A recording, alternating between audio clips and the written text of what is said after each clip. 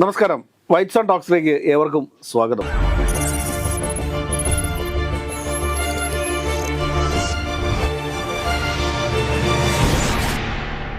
സാറേ നമസ്കാരം. Sir, Ambedkar, doctor BR Ambedkar ഭാരതത്തെ സംബന്ധിച്ചിട്ട് ഭാരതത്തിൻ്റെ ഭരണഘടനാ ശില്പിയാണ്. അതിലുപരി അദ്ദേഹം ദളിത് കുടുംബത്തിൽ നിന്നും ഉയർന്നു വന്നിട്ടുള്ള ഒരു ദേശീയ നേതാവാണ്. അദ്ദേഹത്തെയാണ് നമ്മൾ ഭരണഘടനാ ശില്പി എന്നുള്ള രീതിയിൽ ശരിക്കും പറഞ്ഞു കഴിഞ്ഞാൽ വളരെ ഏറെ ബഹുമാനം നൽകി ഇന്ത്യ മഹാരാജ്യം മുഴുവൻ ആദരിച്ചുകൊണ്ടിരിക്കുന്ന ഒരു വ്യക്തിത്വത്തിന് ഉടമയാണ് അദ്ദേഹം. ഇന്നലെ കോൺഗ്രസ് ലോക്സഭയിൽ BR അംബേദ്കറെ കുറിച്ച് സംസാരിച്ചപ്പോൾ നിങ്ങൾ എന്തിനാണ് എപ്പോഴും ഈ അംബേദ്കർ അംബേദ്കർ അംബേദ്കർ എന്ന് പറഞ്ഞുകൊണ്ടിരിക്കുന്നത്? ഈ സമയത്ത് നിങ്ങൾക്ക് ദൈവത്തെക്കുറിച്ച് പറഞ്ഞു കഴിഞ്ഞാൽ നിങ്ങൾക്ക് 8 ജന്മം അല്ലെങ്കിൽ 10 ജന്മത്തിൽ പുണ്യം കിട്ടുമെന്നൊക്കെയാണ് ഇന്ത്യയുടെ ആഭ്യന്തരമന്ത്രി പറയുന്നത്. ഇതിന് ശക്തമായ പ്രതിഷേധം ഇന്ന് രാജ്യസഭയിലെയും ലോക്സഭയിലെയും അംഗങ്ങൾ സംയുക്തമായിക്കൊണ്ട് തന്നെ, പ്രതിപക്ഷ അംഗങ്ങൾ സംയുക്തമായിക്കൊണ്ട് തന്നെ പാർലമെന്റ് മന്ദിരത്തിന്റെ കവാടത്തിലേക്ക് മാർച്ച് നടത്തുന്ന ഒരു സാഹചര്യമുണ്ടായി. പക്ഷേ പാർലമെന്റ് മന്ദിരത്തിന് മുമ്പിൽ ഭരണകക്ഷി അംഗങ്ങൾ അവിടെ നടത്തിയിരുന്ന സമരം, അതായത് BR അംബേദ്കറെ കോൺഗ്രസ് അധിക്ഷേപിച്ചു എന്ന രീതിയിൽ എന്ന ആരോപണം മുൻപോട്ട് വെച്ചുകൊണ്ട് അവർ അവിടെ ഒരു കുത്തി ഇരിപ്പ് സമരം എന്ന് പറയാൻ പറ്റത്തില്ല, അവിടെ കവാടം, അതായത് ലോക്സഭയിലേക്ക് എൻട്രി ആവുന്നതിൻ്റെ ആ കവാടം തടഞ്ഞുകൊണ്ട് ഒരു സമരത്തിന് അവർ മുന്നിൽ നിൽക്കുന്നുണ്ടായിരുന്നു. കോൺഗ്രസ് പ്രിയങ്ക ഗാന്ധിയുടെ നേതൃത്വത്തിൽ, രാഹുൽ ഗാന്ധിയുടെ നേതൃത്വത്തിൽ, മല്ലികാർജ്ജുൻ ഖാർഗെയുടെ നേതൃത്വത്തിലൊക്കെയാണ് ഈ ഒരു അംബേദ്കർ പ്രതിമയിൽ നിന്നും ലോക്സഭയുടെ കവാടത്തിലേക്ക് ജാഥയായിട്ട് എത്തുന്നത്. അവിടെ ഭരണകക്ഷി അംഗങ്ങൾ പ്രതിപക്ഷ അംഗങ്ങളെ തടയാൻ ശ്രമിക്കുന്ന സമയത്ത് ഉന്തും തള്ളും വരെ ഉണ്ടായി. 3ഓളം BJP അംഗങ്ങൾ ആശുപത്രിയിൽ അഡ്മിറ്റ് ആവുന്ന സാഹചര്യമുണ്ടായി. എന്നാൽ മല്ലികാർജ്ജുൻ ഖാർഗെ വരെ, അതായത് പ്രായത്തിലേറെ മുതിർന്ന പാർലമെന്റേറിയനായിട്ടുള്ള മല്ലികാർജ്ജുൻ ഖാർഗെയ്ക്ക് വരെ ഈ ഉന്തിലും തള്ളിലും പെടേണ്ട ഒരു അവസ്ഥയെത്തി. ഒരു കണക്കിന് പറഞ്ഞു കഴിഞ്ഞാൽ ഇന്ത്യൻ പാർലമെന്റിന്റെ ചരിത്രത്തിൽ ആദ്യമായിട്ടാണ് ഇങ്ങനെയൊക്കെയുള്ള ഒരു സംഭവം അരങ്ങേറുന്നത്. സാധാരണ ഈ ലോക്സഭയ്ക്കകത്ത് വളരെ വീറും വാശിയോടും കൂടിയൊക്കെ പ്രതിപക്ഷ അംഗങ്ങൾ വാഗ്വാദങ്ങൾ നടത്താറ് എന്ന് നമ്മൾ കണ്ടിട്ടുണ്ട്. അതായത് ചീറ്റപ്പുലികളെ പോലെ പരസ്പരം ആരോപണ പ്രത്യാരോപണങ്ങൾ നടത്തുന്നത് നമ്മൾ കണ്ടിട്ടുണ്ട്. പക്ഷേ ഈ ഒരു കയ്യേറ്റം എന്ന് പറയുന്നത് ചില നിയമസഭകളിലും അതോടൊപ്പം തന്നെ ചില മുനിസിപ്പൽ യോഗങ്ങളിലും ഒക്കെ മാത്രമാണ് നമുക്ക് കണ്ടുപരിചിതം. പക്ഷേ ഇന്ത്യൻ ഭരണഘടനയുടെ അടിസ്ഥാന തത്വം ഉറങ്ങുന്ന ഇന്ത്യൻ പാർലമെന്റിനകത്ത് അല്ലെങ്കിൽ ഇന്ത്യൻ പാർലമെന്റിന്റെ മുൻവശത്ത് തെരഞ്ഞെടുക്കപ്പെട്ട ജനപ്രതിനിധികൾ തമ്മിൽ ഇങ്ങനൊരു സംഘടന ഉണ്ടായി എന്ന് പറയുന്നത് ഇന്ത്യക്ക് മൊത്തം അപമാനമാണ്. അതിലൊക്കെ അപ്പുറത്തായിട്ട് പറയുമ്പോൾ പറയാതിരിക്കാൻ വയ്യ, ഡോക്ടർ BR അംബേദ്കറെ കുറിച്ച് ഇന്ത്യയുടെ ആഭ്യന്തരമന്ത്രി പറഞ്ഞത് ഏറെ പ്രതിഷേധാർഹമാണ്. അത് പ്രതിഷേധിച്ച് പറ്റൂ. ആ പ്രതിഷേധിക്കുന്ന സ്വരങ്ങളെ അടിച്ചമർത്താനായിട്ട് ആരും ശ്രമിക്കരുത് എന്നുള്ളതാണ് എൻ്റെ വാദം. നമ്മുടെ ഭരണഘടനാ ശില്പിയും ലോകം തന്നെ ഏറ്റവും കൂടുതൽ ആരാധിക്കുകയും ആദരിക്കുകയൊക്കെ ചെയ്തിരുന്ന BR അംബേദ്കറെ യഥാർത്ഥത്തിൽ BJP അവഹേളിച്ചു അല്ലെങ്കിൽ അധിക്ഷേപിച്ചു എന്നൊക്കെ പറയുന്നതിൽ എനിക്ക് വലിയ അത്ഭുതം തോന്നില്ല. കാരണം ഇതൊരു വരേണ്യ പാർട്ടിയാണ്, ഇതൊരു ബ്രാഹ്മണിക്കൽ പാർട്ടിയാണ്. ഒരിക്കലും അവർ ദളിതനെയോ അല്ലെങ്കിൽ ആദിവാസികളെയോ അത്തരത്തിലുള്ള ജാതിയിൽ താഴ്ന്നവരെ ആരെയും അംഗീകരിക്കുന്ന ഒരു പാർട്ടിയല്ല. അപ്പോൾ ചോദിക്കും, ഇന്ത്യൻ രാഷ്ട്രപതിയായിട്ട് ദ്രൗപദി മുർമുവിനെ ഉയർത്തി കാണിച്ചില്ലേ? കഴിഞ്ഞ പ്രാവശ്യം ഒരു ദളിതനായിരുന്ന രാംനാഥ് കോവിന്ദിനെ ഇന്ത്യൻ രാഷ്ട്രപതിയാക്കിയില്ലേ? അത്തരത്തിലുള്ള ഒരുപാട് നീക്കങ്ങൾ നടത്തിയ പാർട്ടിയല്ലേ എന്നൊക്കെ. ഇന്ന് കോൺഗ്രസിനെതിരെ ഏറ്റവും കൂടുതൽ അധിക്ഷേപം ചൊരിഞ്ഞുകൊണ്ടാണ് ഇന്ന് അദ്ദേഹം ഒരു വാർത്താ സമ്മേളനം നടത്തുകയുണ്ടായി. അമിത്ഷാ വാർത്താ സമ്മേളനത്തിൽ ആകമാനം കോൺഗ്രസിനെ കുറ്റം പറയുന്നു.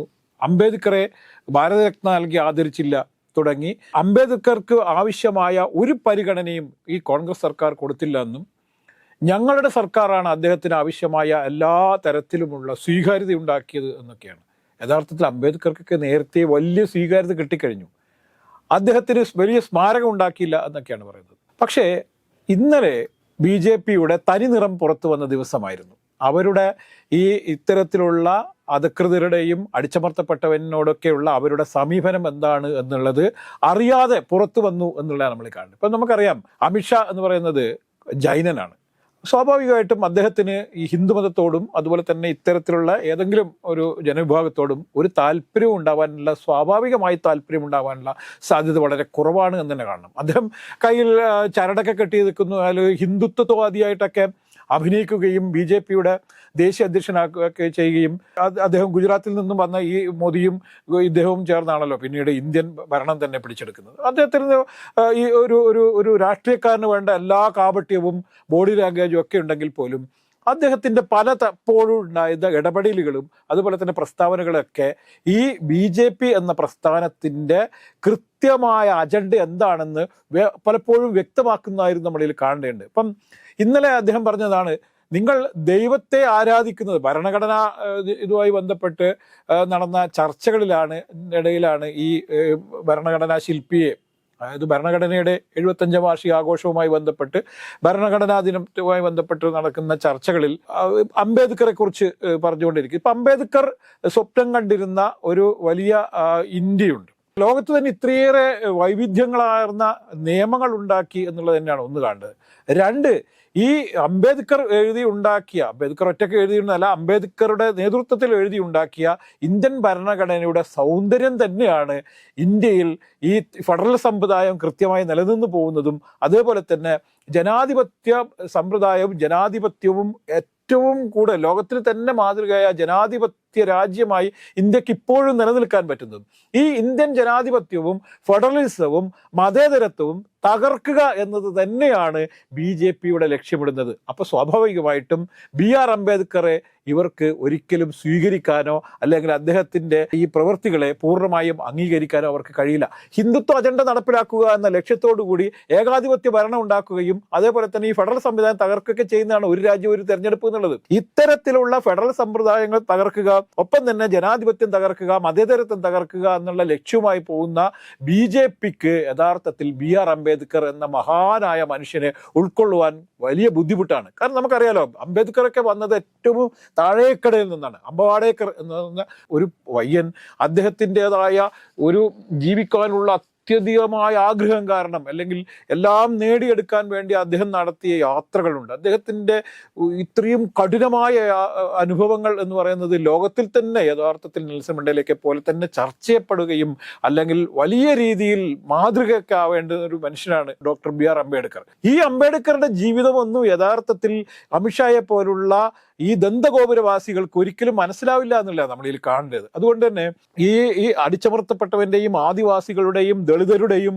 മറ്റു തരത്തിലുള്ള നിരവധിയായ ഈ ജനവിഭാഗത്തിൻ്റെയും വിഷയങ്ങളെക്കുറിച്ചോ അല്ലെങ്കിൽ അവർ അനുഭവിക്കുന്ന സാമൂഹ്യമായ അവർ അനുഭവിച്ചിരുന്ന വിഷയങ്ങളെയൊന്നും അഡ്രസ്സ് ചെയ്യാൻ വേണ്ടിയിട്ട് BJPക്കോ അല്ലെങ്കിൽ ഈ അമിത്ഷായെ പോലുള്ള ഇത്തരം നേതാക്കൾക്ക് കഴിയില്ല എന്നുള്ളതിൻ്റെ ഏറ്റവും വലിയ ഉദാഹരണം. ഇപ്പം ദൈവത്തെ അംബേദ്കറെ സ്തുതിക്കുന്നതിന് പകരം നിങ്ങൾ ദൈവത്തെ സ്തുതിച്ചിരുന്നുവെങ്കിൽ നിങ്ങൾക്ക് 8 ജന്മം വലിയ പുണ്യത്തോട് ജീവിക്കാമായിരുന്നു എന്നൊക്കെ പറയുന്ന ചില അബദ്ധങ്ങൾ എഴുന്നള്ളിക്കുകയാണ് ഈ അമിത്ഷായെ പോലുള്ള ഈ ആഭ്യന്തര വകുപ്പ് മന്ത്രി എന്നുള്ളത്. നമ്മളെ ഞെട്ടിപ്പിക്കുന്ന സംഭവമാണത്. കാരണം ഒരു കാര്യം മനസ്സിലാക്കുക, സ്വാതന്ത്ര്യ ലബ്ധിക്ക് ശേഷം രൂപം കൊണ്ട ഒരു രാഷ്ട്രീയ പാർട്ടിയാണ് ഈ BJP എന്ന് പറയുന്നത്. ഇന്ത്യൻ സ്വാതന്ത്ര്യ സമരവും അതുമായി ബന്ധപ്പെടുത്തി ഇവിടെ എത്ര ലക്ഷക്കണക്കിന് ആളുകളുടെ രക്തം ചിന്തിയതിനു ശേഷമാണ് ഇന്ത്യ സ്വാതന്ത്ര്യത്തിലേക്ക് നടന്നെടുത്തത് എന്നൊന്നും അറിയാൻ പാടില്ലാത്ത, അങ്ങനെ ഒരു ചരിത്രം അറിയില്ലാത്ത ഒരു വ്യക്തി കൂടിയാണ് അമിത്ഷാ എന്ന് വിളിച്ചോതുന്ന തരത്തിലായിരുന്നു ഇന്നലത്തെ അദ്ദേഹത്തിൻ്റെ പാർലമെന്റിലെ പ്രസംഗം എന്ന് വേണം നമ്മൾ മനസ്സിലാക്കാനായിട്ട്. അതായത് ഒരു രാജ്യം സ്വതന്ത്രമാകുന്നു, ഈ രാജ്യത്ത് യാതൊരുവിധ അടിസ്ഥാന സൗകര്യങ്ങളോ സമ്പത്തോ ഇല്ലാതിരിക്കുന്ന ഒരു സമയത്ത് ആ രാജ്യത്തിൻ്റെ, ഈ ഇന്ത്യ എന്ന രാജ്യത്തിലെ ആളുകളുടെ ആത്മാഭിമാനത്തെ നിലനിർത്തിക്കൊണ്ട് അവരുടെ ആത്മാഭിമാനത്തിന് പ്രചോദനം നൽകിക്കൊണ്ട് അവർക്ക് ആത്മവിശ്വാസം നൽകിക്കൊണ്ട് ഇന്ത്യ ഒരു രാജ്യമാകാൻ പോവുകയാണെന്നും നിങ്ങൾക്ക് സ്വതന്ത്രമായി ഇവിടെ ജീവിക്കുവാനുള്ള അവകാശം നിങ്ങളുടെ കൈകളിലേക്ക് വരുവാൻ പോവുകയാണെന്നൊക്കെ പറഞ്ഞ് ഇവിടെയുള്ള പട്ടിണിക്കാരുടെ ആളുകൾക്ക് തൊഴിൽ നൽകി, കൃഷിക്കാർക്ക് വേണ്ട കാര്യങ്ങൾ ചെയ്ത്, ഇവിടെ വ്യവസായ സ്ഥാപനങ്ങൾ കൊണ്ടുവന്ന്, വിദ്യാഭ്യാസ സ്ഥാപനങ്ങൾ കൊണ്ടുവന്ന് അങ്ങനെ വലിയൊരു പ്രോസസ്സ് 1947 മുതൽ 2024 വരെയുള്ള സർക്കാരുകൾ ചെയ്തിട്ടുണ്ട് നമ്മൾ മനസ്സിലാക്കണം. ആ ചരിത്രമൊന്നും അറിയാൻ പാടില്ലാതെ വന്നിരിക്കുന്ന ഒരു അമിത്ഷായും നരേന്ദ്രമോദിയും വന്നിരുന്ന് പറയുകയാണ് ഇന്ത്യ സൃഷ്ടിച്ചത് അവരാണ് എന്ന രീതിയിൽ സംസാരിക്കുമ്പോൾ അത് നമ്മുടെ ചരിത്രത്തെ വളച്ചൊടിക്കുന്നതിന് തുല്യമാണ്. നമ്മുടെ ഇന്ത്യയുടെ സ്വാതന്ത്ര്യത്തിന് വേണ്ടി, ഇന്ത്യ എന്ന രാജ്യത്തിന് വേണ്ടി പോരാടി മരിച്ചിട്ടുള്ള ആളുകളുടെ ആത്മാവിനോട് ചെയ്യുന്ന കൊടും ചതിയാണ് നമ്മൾ മനസ്സിലാക്കണം. ലക്ഷക്കണക്കിന് ഈ ഇന്ത്യൻ സ്വാതന്ത്ര്യ സമരത്തിന്റെ തീച്ചൂളയിലേക്ക് എടുത്തു ചാടി ലക്ഷക്കണക്കിന് ആളുകൾ മരിച്ച് വീണാണ് ഈ യഥാർത്ഥത്തിൽ നമ്മൾ ഇന്ന് അനുഭവിച്ചുകൊണ്ടിരിക്കുന്ന ഈ സ്വാതന്ത്ര്യം എന്ന് പോലും ചിലപ്പോൾ BJPക്കാർ മറന്നു പോകുന്നുള്ളതാണ്. BJP ഇപ്പൊ പറയുന്നത് എന്താണ്? BJP യഥാർത്ഥത്തിൽ ഇന്ത്യയിൽ ഒരു ഹിന്ദു രാഷ്ട്രം സ്ഥാപിക്കുന്നതിന് വേണ്ടിയിട്ടുള്ള വലിയ ശ്രമങ്ങൾക്കിടയിലാണ്. സ്വാഭാവികമായിട്ടും BJP ഈ അജണ്ടയിലേക്ക് ചിലപ്പോൾ എത്തിയേനെ. പക്ഷേ ഇത്തവണ അവർക്ക് ഉദ്ദേശിച്ച ഭൂരിപക്ഷം ലഭിച്ചില്ല എന്നുള്ളതാണ് BJP ഇന്ന് അനുഭവിക്കുന്ന ഏറ്റവും വലിയ പ്രശ്നം. ഇത്തവണ 400 സീറ്റൊക്കെ ലഭിച്ചുകൊണ്ട് ഇവിടുത്തെ നിയമങ്ങളെയും ഭരണഘടനയെയും എല്ലാം പൊളിച്ചെഴുതാൻ വേണ്ടിയിട്ടുള്ള വലിയ ശ്രമങ്ങളാണ് ഇവിടെ നടന്നുകൊണ്ടിരുന്നത്.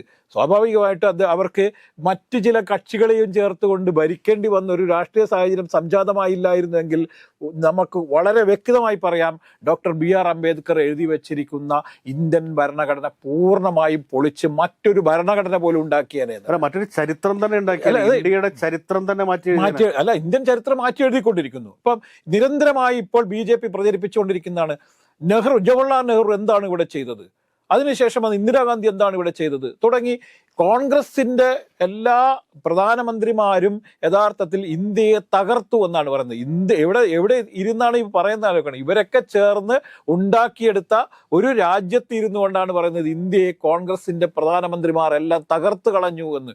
കഴിഞ്ഞ ദിവസം നമുക്കറിയാലോ, നിർമ്മലാ സീതാരാമൻ വലിയ പ്രസംഗം നടത്തിയല്ലോ. ഇന്ത്യയിൽ എന്താണ് കോൺഗ്രസിന്റെ സംഭാവന, കോൺഗ്രസ് ആണ് ഇന്ത്യയെ തകർത്തത്, ജവഹർലാൽ നെഹ്റു ഇവിടെ വിഭാഗീയത സൃഷ്ടിച്ചു, ഇന്ദിരാഗാന്ധി ഇവിടുത്തെ സാമ്പത്തിക രംഗത്തെ തകർത്ത് കളഞ്ഞു എന്നൊക്കെ.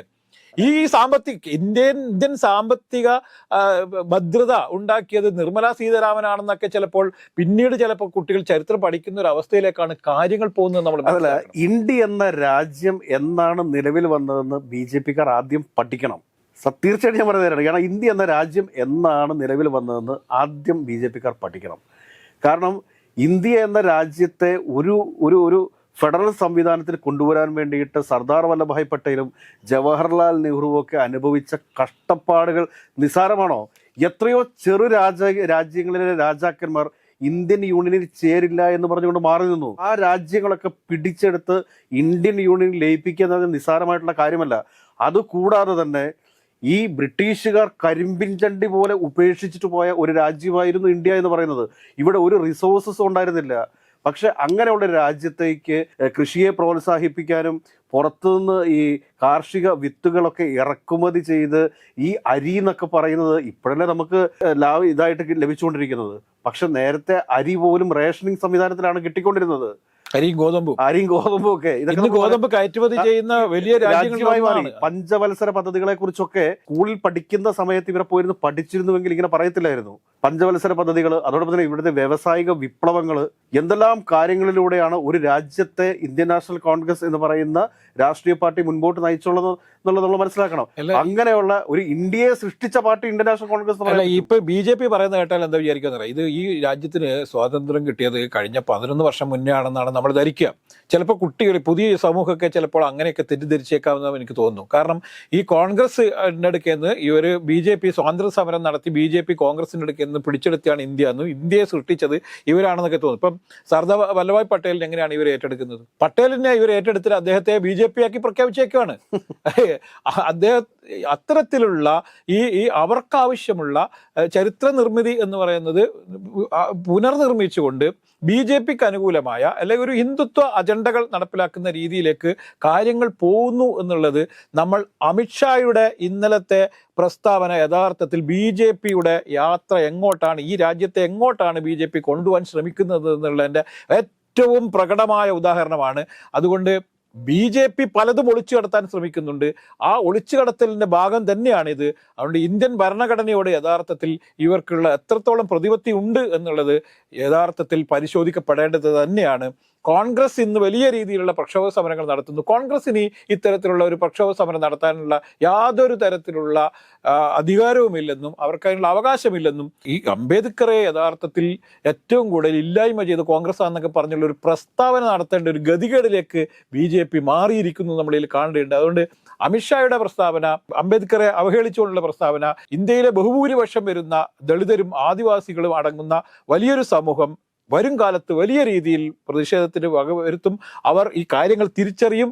അവരുടെ പാളയത്തിലേക്ക് പോയ പലരും ഈ കാര്യത്തോട് കൂടി തിരിച്ചറിയും എന്ന് തന്നെ. ഇപ്പം നിതീഷ് കുമാറിനെ പോലെയുള്ള ആളുകളൊക്കെ യഥാർത്ഥത്തിൽ എന്താണ് ഇവരുടെ അജണ്ട എന്നുള്ളത് തിരിച്ചറിയാൻ വേണ്ടിയുള്ള ഒരു അവസരമായി തന്നെ ഇതിനെ കാണേണ്ടതുണ്ട് എന്നാണ് എനിക്ക് അഭ്യർത്ഥിക്കാനുള്ളത്. ഏതൊക്കെയായാലും ഇന്ത്യ എന്ന് പറയുന്നത് ഇവിടുത്തെ മുഴുവൻ ആളുകളുടെയുമാണ്. ജാതിയോ മതമോ വർഗമോ ഒന്നും നോക്കാതെ ഇവിടെയുള്ള എല്ലാവരെയും തുല്യമായി കാണുന്ന ഒരു ഭരണഘടനയാണ് ഇന്ത്യക്കുള്ളത്. അത് മാറ്റിമറിച്ച് വരേണ്യവർഗത്തിന് വേണ്ടി ഒരു പുതിയ ഭരണഘടന ഉണ്ടാക്കുവാൻ BJP ശ്രമിച്ചാൽ ശക്തമായി അത് ഈ രാജ്യത്ത് എതിർക്കപ്പെടും എന്ന് പറഞ്ഞുകൊണ്ട് നിർത്തട്ടെ. നന്ദി, നമസ്കാരം.